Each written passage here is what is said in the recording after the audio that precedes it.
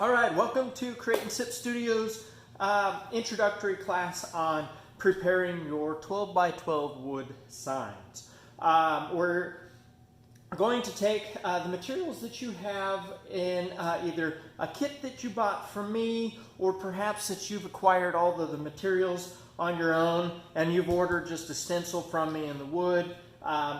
Either way, what I've got here to work with tonight is number one, my sips. You can't create without a sip, so cheers to you for having that around. I've got my stencil that I'm going to be doing, the 12 by 12 piece of wood. I've got my sandpapers, my staining brush, paper towels, got my stain here. White paint. I'm just going to do two colors for this. I'm going to do a simple background of ebony and then white lettering over the top of it. I've got Mod Podge here. You don't necessarily need Mod Podge. It helps for sealing the edges around your stencil as you go through, but I can also talk about processes that you'll do with that in the next video when we talk about putting our stencils on and putting our paints on. So we're going to break this up into a couple different videos so that you can follow along and get yourself all set up. It's easier to go backwards on a short video than it is a really long one. You'll also have inside of here is extra little foam paint applicators and some gloves. I've got my gloves right here, so we'll just package this up and set it off to the side.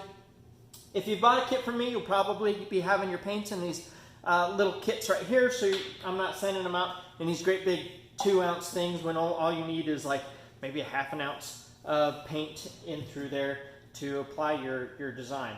But if you've got your own paints, good. If you so on this side of the table, I have some items that aren't with my kits, but you will need, and that is some water, an old gift card, something that you can use as a burnisher, and a small utility knife that we'll be using. So once you have all of these things together, the first thing that we're going to do is we're going to start by sanding our pieces down. So you've got your grain that runs one direction here. That's the way we want to sand. If you need to turn it, so you can sand with that. I'm going to go over my top here real quick. It's not really too rough, maybe a little bit around that knot. We're going to sand that down.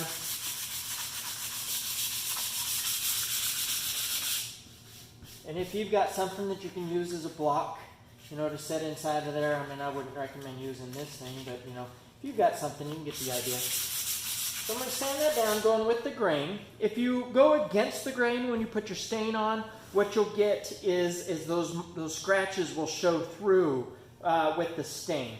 So you can get some really neat distressing just by doing that with it, and I'll show you more about that in a future video.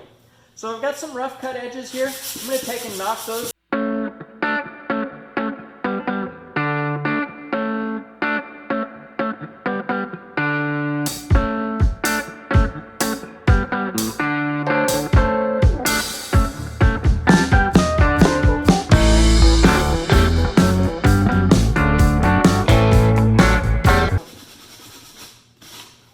I've got slightly little rounded corners there. Once I get that all done, we're going to set that sandpaper to the side. I'm going to take my 220. I'm just going to lightly go back over the top of my edges here. I'll go ahead and give one or two down these edges, and then once over the top. And this will take down some of those rough little curls that you may have up through there, and not a whole lot, just real quick. We're going to set that to the side because we'll want that in the next step after we apply our stain. So we're sanded, we're going to apply our stains here.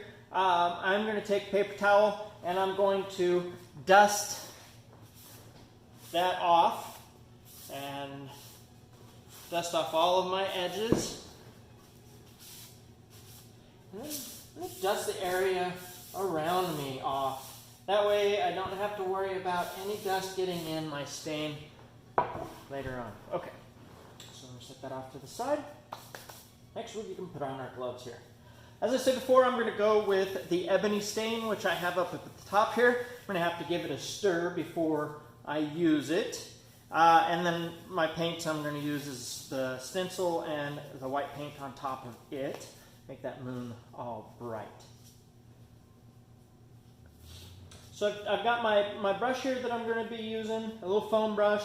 These are just kind of single-use things. I feel really bad about throwing them away. But we're going to use it to go with the grain on here. We're not looking to like sop a bunch down on there, but we want enough. Whoop, got a little spill. That it coats the surface. And we can spread it around really nicely there. And you can see where the grains really start to pop. And the softer the wood, the darker the stain will be just naturally. So don't worry if some spots are a little darker than others. It's just kind of part of the whole nature of wood. Adds a little character to it. You can go back over a little bit at times and make it a little bit darker. Even it all out some.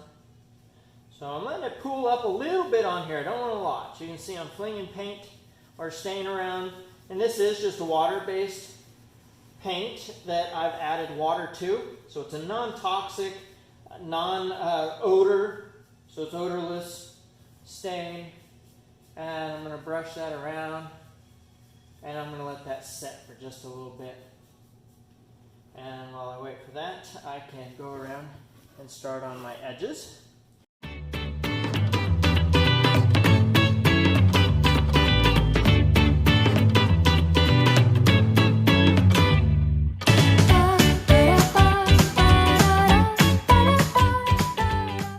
My job is to have made all the mistakes so you don't have to. You can do a little spot on the back. You know, if you are the type, you can do the whole thing, but a little spot on there, then we can take those colors and touch them on there to see if you get enough contrast. That is a name of the game in this is contrast. So you don't want it to be camouflaged when you apply your paint in through there and it's not dark enough to come off the top. So I'm going to go ahead and set that here. I'm going to take my paper towel here and I'm going to just wipe some of that excess stain off. And you can see where that white grain, that's that hard grain, really pops off in that softer grain. So still trying to wipe mainly with everything there. Give the edges a little wipe. Maybe clean up some of your messes. All right. So we're going to let that sit and dry. We'll give it a few moments. Usually you'll want to wait till it's not cool to the touch. And so with that, you don't need your gloves anymore. So I'm just going to take that old paper towel, pull these off, and throw them away. And we'll see you all here in just a moment after we let that dry. Cheers.